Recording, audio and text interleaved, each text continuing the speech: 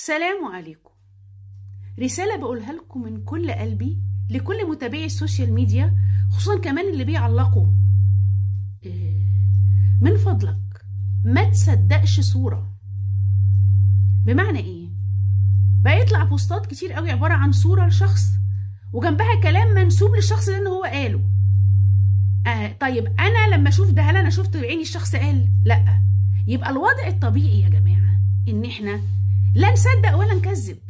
طب حط احتمال 50-50 ان الكلام ده اتقال او ما اتقالش. اللي بلاقيه بقى ان الناس بتصدق وتتحمق وتعلق، مع ان ممكن كل ده يكون ايه؟ بلح.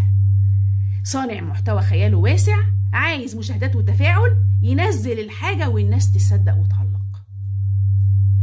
فغير ان انت دمك بيغلي من غير داعي، الحاجات دي بتكون مستفزة جدا.